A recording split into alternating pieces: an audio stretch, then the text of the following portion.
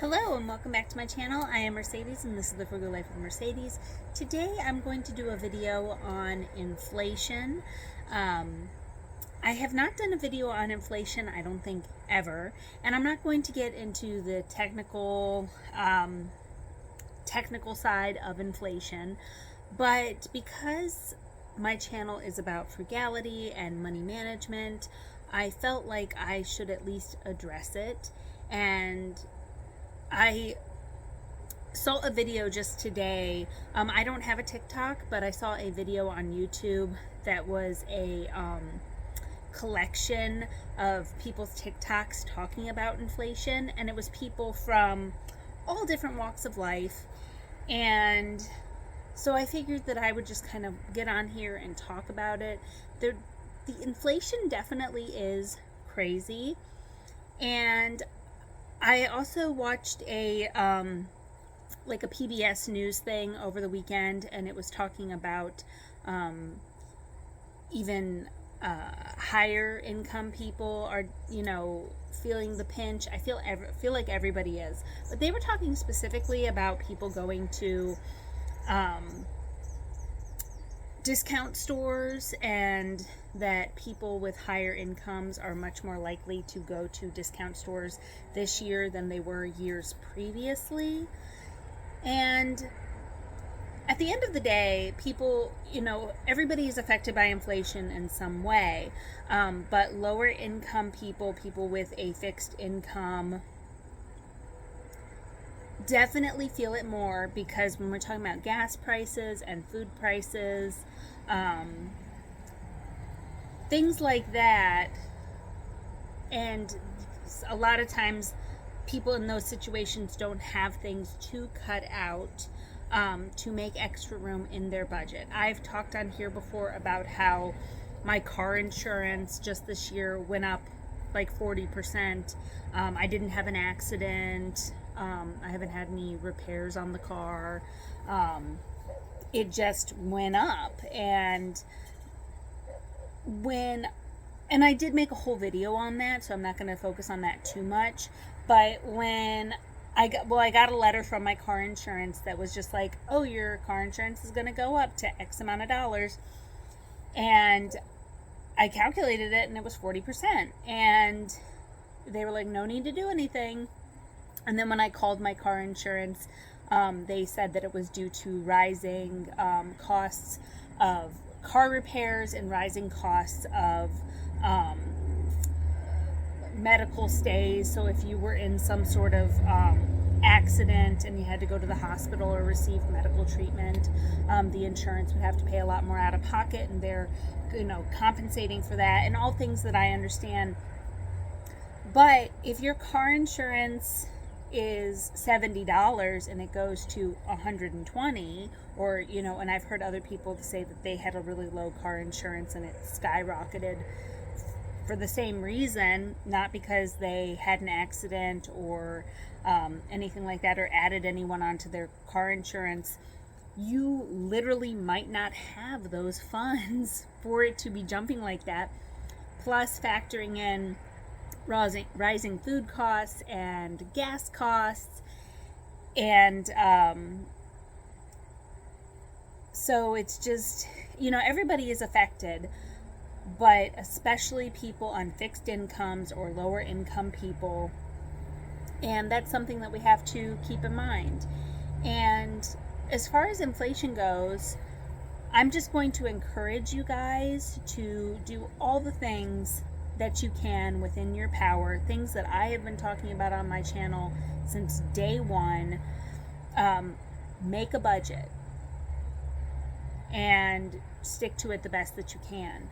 Cut back where you can. And it's not about cutting back to the point where you're basically living, like working to live kind of situation. There are people that are in those situations, but prioritize what's really important to you. Treat yourself sometimes, but all those little purchases, if you can avoid them, do. That's why you really got to have a budget. I have a budget for personal spending. And, I do keep it relatively small. And, but that way about once a week I will get a Starbucks. Usually on a Saturday or a Sunday, I will get a Starbucks. That is 100% not a need, but it's something that I really like to do. And I don't really go out to eat at all, pretty much. When my partner is in town, he will take me out to dinner or lunch. But for the vast majority of the time, I don't. So one Starbucks a week that I have allotted the $6 for, and that's something that brings me a lot of joy, and I really enjoy it. And then the rest of the time, you can make coffee at home. So, it's about prioritizing and what's really important to you. And even if you're not really feeling the pinch, you might. And it's not about living in fear, but it's about recognizing that prices probably are going to get higher. And so wouldn't it be good to cushion your savings account and get rid of the cable? I talk about that almost every video. Get rid of the cable and get a Roku box. See if your cell phone offers cheaper home insurance than the internet that you are using. My parents recently did that, where the cell phone company is offering home internet now, and it cut their internet more than half, and it works better than the other internet that we had here at the house for years. So those are things to consider. Look into a cheaper cell phone plan. Shop around for car insurance. Right now might not be the time to start a renovation project at your house. Make do with the things that you have. If you're, I know there are people that really just want to replace things all the time, but it's like right now might not be the time to get all new appliances if the ones in your kitchen work just fine.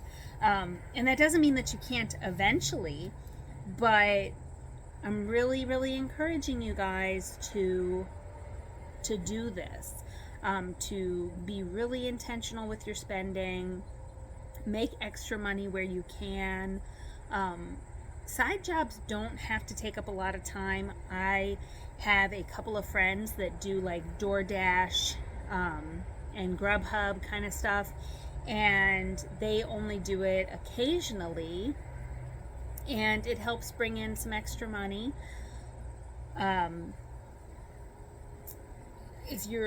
When you get off work, do your grocery shopping then while you're already in town, instead of coming back home and going back out. That'll save you some money in gas. Saturdays and Sundays, for the most part, I don't drive. Occasionally on a Saturday, there are a few errands that I will have to run, but on Sundays, I do not use my car 9 times out of 10. So try to have a day or two where you do not use the car. I have to drive to work every day, but if you work from home, maybe half the week, try not to leave the house. Just condense your errands and your time in the car. And,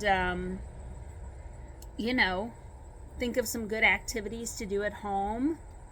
Invite people over. If you have a friend that you go out to lunch with on a Saturday afternoon, just say, hey, how about, every other time we eat at one of our houses? We'll take turns. Be completely honest with the people around you. I have friends that are far better off financially than I am, and I have friends that are not as good in a financial place, as good of a financial place as I am. I'm somewhere in the middle amongst my friends. And if someone is really your friend, and if somebody really cares about you, you will be able to have an honest conversation and be like, you know what, I can't afford to go out to lunch with you this Saturday. I just can't. But you are more than welcome to come over and we can make a frozen pizza, you know, or something like that. And, you know, or if you're in a situation where you have a significant other but you guys are not married or don't live together, it's perfectly okay to have you know, you should be having full transparency with them about your situation.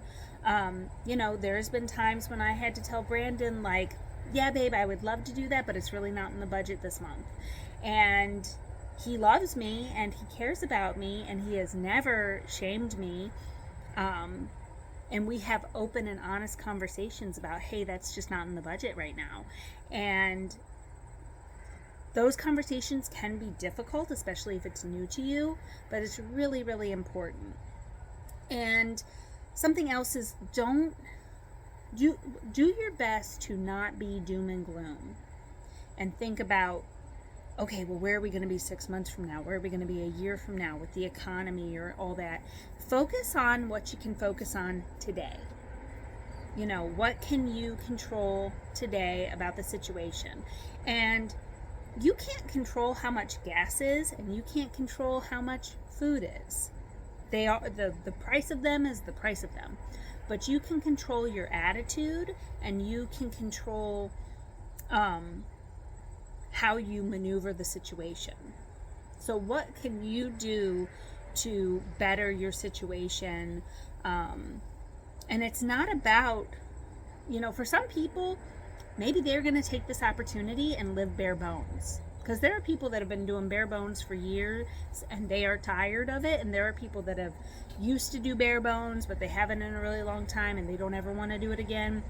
And there are people that have never lived bare bones, even maybe when they should have been. So you don't have to do it like that, but just start cutting back, you know, just if there's anything that you can cut back on, if there's anything that you can change. I am going to do a whole video on ways to cut your grocery budget.